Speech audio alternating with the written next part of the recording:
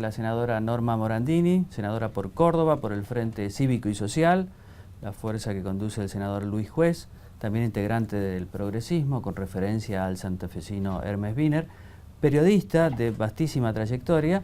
Queríamos hablar con ella sobre los saqueos en Córdoba y lo vamos a hacer, pero primero le voy a preguntar, le voy a hacer una referencia a la muerte de Mandela, porque usted investigó mucho sobre cómo habían tratado los sudafricanos el tema del apartheid y las consecuencias de ese sistema.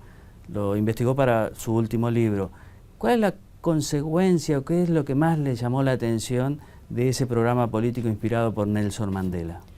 Bueno, conmueve que alguien que haya estado tantos años preso haya salido con tanta serenidad, con tanto extender la mano. Es decir, es una maravilla cuando uno lee lo que decía, porque además llegó un punto de que cuando sabía que no podían negociar más, porque él no concedió, no es que él haya claudicado, lo que pasa es que puso por encima la reconciliación y esto que hicieron los sudafricanos, que era aquel que venía a confesar sus crímenes, sus torturas, se le podía conceder la amnistía, que no era una amnistía jurídica. Es decir, y eso fue muy impresionante porque juntó, es decir, a la tarde, a la hora del noticiero, se sentaba toda Sudáfrica a ver cómo eran estos juicios. Si uno piensa que en nuestros juicios a los comandantes en el inicio de la democratización fueron juicios orales, pero no públicos, porque no se nos dejaba llevar ni grabador, y salían las imágenes en la televisión, pero no salían la voz. Entonces ya ven, decir, cómo, yo siempre me pregunto qué hubiera pasado en la sociedad argentina si a las 7, 8 de la tarde, que es la hora de los telenoticieros, toda la sociedad hubiera asistido, como pasó en Sudáfrica, de ver esa reconstrucción de lo que había pasado. Pero por supuesto es fundamental tener un líder como Mandela. Yo hubiera querido decir sus frases, las cosas que él decía. Acá está la embajadora de Sudáfrica en Argentina, es su hija, y con María Eugenia Estensoro le hicimos en el Senado un homenaje y fue una belleza lo que ella dijo. Dijo, yo no puedo ponerme en los zapatos de mi padre, pero sí puedo intentar los pasos de mi padre. Eso de que, porque uno denuncia, reconstruye el terrorismo de Estado, que es lo que nos ha pasado a nosotros, que me ha pasado personalmente, que tengo tantos años tocando, digo la muerte, porque llega un momento que uno dice, bueno, yo pasé años reconstruyendo, después pasé años preguntándome por qué nos pasó, y hoy me pregunto qué vamos a hacer con lo que nos pasó. Y entonces aparece luminosa la imagen de Mandela, con palabras que para nosotros en el discurso público parecen malas palabras, hablar de pacificación, hablar de perdón. Yo siempre digo, cuando yo hablo de perdón, no hablo del perdón de los torturadores, lo único que no tiene perdón son los crímenes, como no los tuvo en Sudáfrica, pero es decir, tenemos que perdonarnos a nosotros mismos por no haber podido impedir que tanto de nuestros hermanos, que tanto de nuestros compatriotas no sufran, no mueran. Es decir, porque ahora no sirve invocar a los muertos y después, es decir, nuestras conductas no están de acuerdo a esa invocación. Entonces a mí me gustaría para nuestro país, es decir, que pudiéramos tener una reflexión profunda, amorosa, que eso era lo que tenía Mandela. Mandela no tiene una palabra de descalificación. Yo le he leído los discursos, he leído sus libros, no van a encontrar una palabra de descalificación, lo que no significaba que no dijera lo que pensaba. Sí, pero... No, yo quiero hacer una aclaración, porque por ahí la gente no sepa, pero la senadora tiene 2 hermanos desaparecidos. El del Néstor designio y Cristina. sí, Néstor y Cristina. Y lo que me decía, lo que no me queda claro, en Sudáfrica confesaban los crímenes y después salían libres o eran condenados. No, salían libres. Pero tenían que confesar todo. Claro, la condición para que no ser juzgados en los tribunales era que fueran capaces de confesar frente a sus torturados, es decir, entonces ahí aparece, es difícil de entender acá porque tal vez ahí lo que hay era un sentido tribal de honor que nosotros lo hemos perdido, entonces era mucho más degradante confesar públicamente lo que se había hecho, que a lo mejor terminar en la justicia, lo que no quiere decir que no haya, creo que hay como 2000 casos que no hicieron esta confesión y terminaron en la justicia, ¿no? Cada país ha encontrado formas diferentes. Cada país ha encontrado formas diferentes y el asunto es que aquí, cuando en los 90 se plantea estas políticas de reconciliación, se hicieron sin acuerdo, sin respaldo de los organismos de derechos humanos que tenían otra legitimidad en ese momento, y en esta década se encaran más bien políticas de venganza, ¿no? Más que de justicia, porque uno lo que siente es que hay una vocación de imponer justicia como de lugar, digamos, ¿no? Hay que distinguir, ¿no? Es decir, yo creo que ha pasado en nuestro país que quienes se increparon al poder y pidieron justicia y verdad fueron las víctimas. Nosotros tenemos es decir, hay que reconocer, me sigo conmoviendo con el pañuelo blanco trasciende las personas. Hay muchísimas mujeres que no les hemos visto el rostro, mi madre inclusive, que son las que han construido para todos nosotros espacios de justicia y verdad. Pero esto es de los argentinos. Es decir, el ser víctima no da derecho, entonces es algo que tenemos que poner en debate para todos. Yo creo que late en el corazón de los argentinos, es decir, el no vivir confrontados, porque ¿qué se violó? Se violó la convivencia. Entonces cuando uno habla de reconciliar, es unir lo que está separado, no es perdonar a los torturadores. Nosotros hemos ido más lejos que nadie a los tribunales, por suerte hay justicia, no podemos hacer tampoco de los juicios, es decir, utilización política. Yo vengo de Alemania, donde me recibió el presidente de Alemania por el libro que yo escribí, que durante 10 años nadie quiso publicar, De la culpa al perdón. Y el hoy presidente de Alemania, él me vaticinó, me dijo, no se preocupe, su libro se va a leer dentro de 10 años. Él pasó por acá como dirigente de derechos humanos que había abierto los archivos de la Stasi, como fue la CONADEP aquí. Y a mí me conmovió mucho porque cuando me despidió me dijo, trabaje por la verdad sin amargura.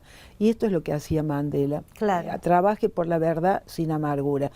Hay que preguntarse, ¿qué queremos hacer con la historia? ¿La historia es venganza o enseñanza? Yo pertenezco a una generación, Ceferino ha indagado mucho, con mucho coraje, yo les respeto eso, que haya podido acercarse a lo que a nosotros todavía nos duele tanto. Yo fui alfabetizada, Evita me ama, Perón me cuida. Mi generación se hizo montonera. Entonces, no estoy haciendo juicio de valor, estoy describiendo una situación histórica. ¿Qué responsabilidad tenemos los adultos con los niños, con los que se van a educar? En Alemania, que tienen tienen hasta códigos establecidos, firmados, cómo se debe tratar la memoria, es decir, que no sea adoctrinamiento, no provocar golpes bajos, no generar en el alumno ideas políticas, que la política no interfiera en la reconstrucción de la memoria, pero esto es de todos. Sí, nada de esto que estás diciendo sucede en la Argentina. Pero lo tenemos que construir. Lamentablemente nada de esto sucede. Pero ayuda el tiempo, cuando pasa el tiempo y se va la ira y el miedo, ayuda mucho. Lo que pasa es que ya vamos 30 años, ¿no es cierto?, de democracia, y uno dice, bueno, ya podríamos empezar a implementar Pero hay continuidad. Hay palabras y gestos que ayudan mucho. Me parece que la senadora Fernández Meijide y el Papa. Yo creo que el Papa está en esa senda de la verdad. La verdad es muy importante. Y yo creo, personalmente, que quería saber su opinión, los militares no han dicho ni por asomo toda la verdad, y es necesario conocer la verdad, también de los militares y obviamente de las guerrillas, ¿no? Pero los militares todavía tienen que decir muchas cosas. Sobre todo, tendríamos que entre todos reconstruir la responsabilidad que cada uno de nosotros tuvo, porque es muy fácil poner las culpas afuera. Hay responsabilidades que por supuesto tienen grados. Uno no puede culpar al pobre vecino que muerto de miedo cierra los visillos para no ver lo que pasa en la calle, pero que por supuesto nosotros hemos tenido una gran complicidad con factores de poder, entonces que hoy sea el Papa el que pueda de alguna manera decir encarnar el liderazgo espiritual, porque cuando uno estudia lo que pasó en Alemania, inmediatamente después, bueno, primero que tuvieron la suerte, no suerte, es decir, la enseñanza que deja el nazismo son la Declaración Universal de los Derechos del Hombre. Los hombres sensatos del mundo elaboran esos principios que todavía siguen siendo utopía. Se aferran a la Declaración Universal de los Derechos del Hombre, construyen paz. La democracia está asociada a la paz. Nosotros, paradójicamente, también la dictadura nos vivificó una idea que era ajena a nuestra tradición autoritaria, que es la democracia. La izquierda no creía en la democracia, mi generación no creía en la democracia. Estudiábamos para hacer la revolución, no para ser demócratas. Entonces, el terrorismo de Estado nos dio a los argentinos la idea de que vamos a salir con democracia. Y democracia no es otra cosa que derechos humanos. Lo que es progresista en nuestro país es la Constitución, que incorpora todos los derechos, los tratados internacionales de derechos humanos, de modo que los gobernantes lo único que tienen que hacer es garantizar a la ciudadanía lo que está consagrado. Nadie se puede apropiar, porque ya decir que va a conceder democratización desnuda la concepción autoritaria. Yo soy bueno y te doy derechos. No, los derechos están consagrados en la Constitución. La ciudadanía tiene que apropiarse, como hizo el periodismo, que ejerciendo su derecho dijo, no me puede limitar a preguntar 3 o 4, o hacemos conferencia de prensa o no las hacemos, lo que es un paso enorme. Yo celebro, felicito a los periodistas que han tomado esa decisión, porque años, así ¿no? se construye, no importa, así se construye. Sí, cuando sí. hay ira y cuando hay miedo es muy difícil ejercer derechos. Norma, se nos ha ido mucho tiempo hablando de esto, que es tremendamente importante y donde ustedes dos son referentes centrales en la discusión de estos temas que todavía nos hieren cotidianamente, y la muerte de Mandela obviamente hace que sea necesario reflexionar sobre estos temas.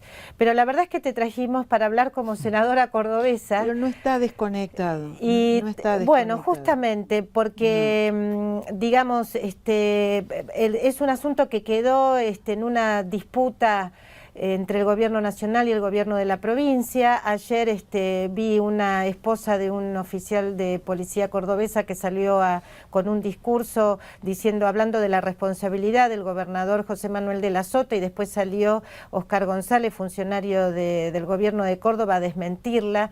¿Cuál es la verdad? ¿Qué es lo que ha pasado en Córdoba? Lo peor que nos puede pasar es que pongamos lo de Córdoba de nuevo en esta naturalización que se ha hecho de la política, que todo el mundo le pone las culpas afuera. Mirá si no tiene continuidad con lo que estamos hablando. Es decir, nadie reconoce la responsabilidad. Acá hay responsabilidad del gobierno de la provincia. No puede ser que un gobernador no esté y no haya autoridad, y la autoridad tiene que ser no la de las armas, la autoridad democrática. Nosotros como cordobeses integramos, configuramos la nación, es un cuerpo. Si se rompe la pierna al cuerpo, yo no veo cómo no se puede afectar a todo lo que es la nación, lo que le está pasando a una provincia que configura la nación argentina.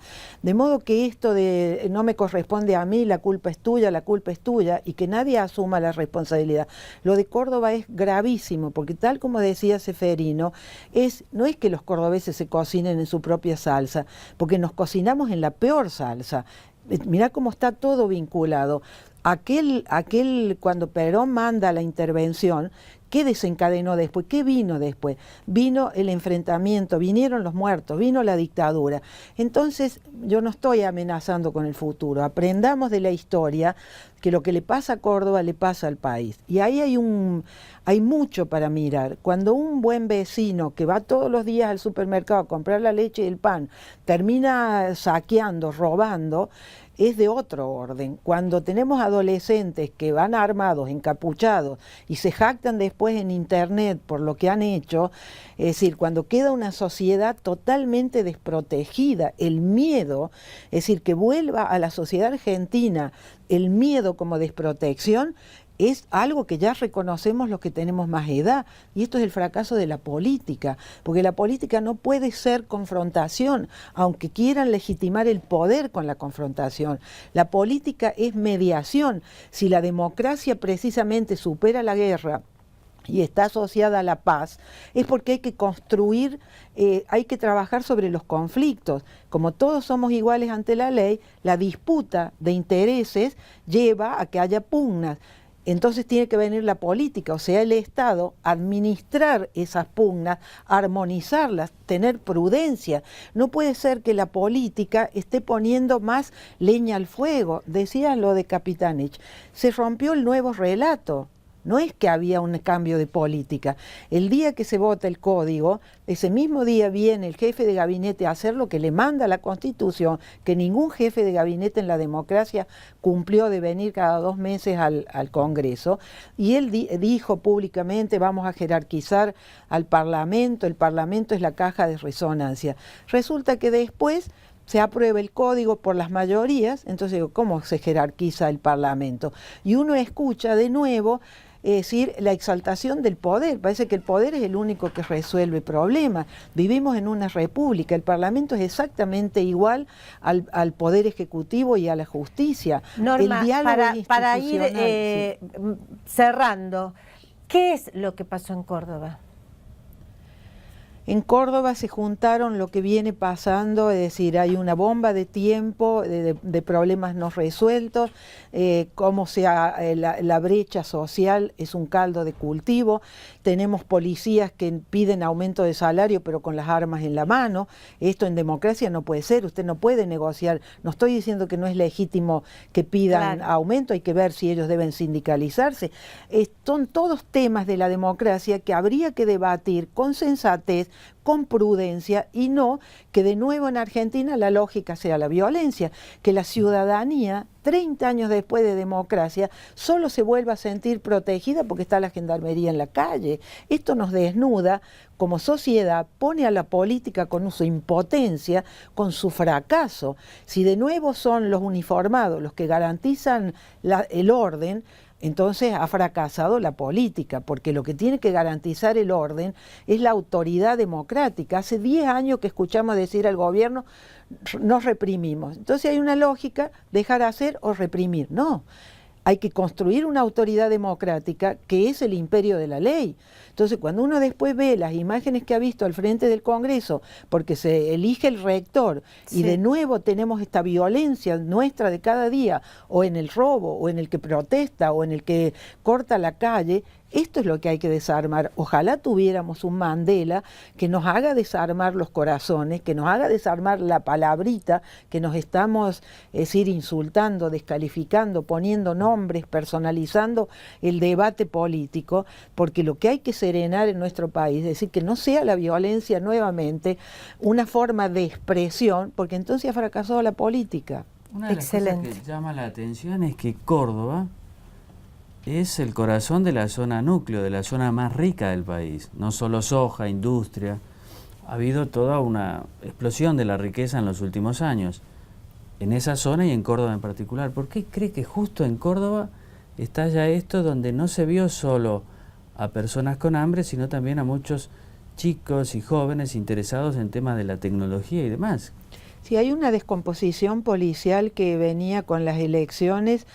Se hicieron una serie de denuncias que, es decir, nadie niega lo que está pasando en la policía, pero también aparecen cosas que, es decir, desgraciadamente cuando todo es oculto uno pasa a tener sospechas. A mí me llamó la atención que esto apareciera con las elecciones.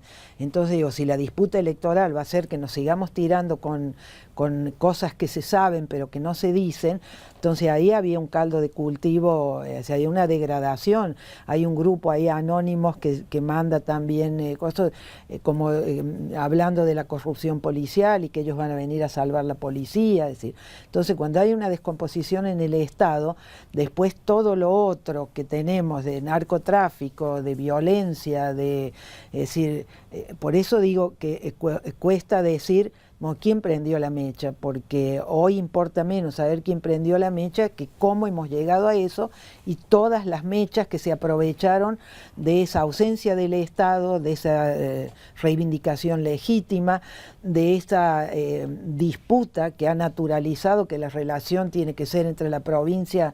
Es decir, que no hay, yo personalmente evito caer en eso porque me parece que es simplificamos, pero además estamos alimentando a aquellos que quieren reducir a esto a una cuestión de federalismo y nación, cuando no es así, es no entender que el federalismo no es eso. Cada vez que se trata de defender derechos, nos tiran con el federalismo, pero cuando se traen el dinero del esfuerzo de los cordobeses, de la coparticipación, ahí no se nos escucha. Entonces, es otro debate me parece que hay que ponerlo un poco y que Mandela nos ha dado, de alguna manera, nos ha iluminado para que veamos en profundidad. Hay que desarmar los espíritus, hay que exigir a la dirigencia que no sea irresponsable, que no siga poniendo, atizando el fuego, porque la desprotección que vivieron los cordobeses esa noche fue una pesadilla, una pesadilla. Y los argentinos, si hay algo que hemos aprendido, que queremos dejar atrás la pesadilla autoritaria. Bueno, excelente, compartimos absolutamente esta posibilidad que nos brinda la muerte de Mandela para desarmar los espíritus. La verdad que excepcional, la senadora Norma Morandini, colega y política, con sus palabras tan a fondo sobre lo que está pasando en este momento en muchas provincias, porque también ayer hubo problemas en La Rioja, bueno, la situación en Santa Fe es compleja. La despedimos a la senadora Morandini.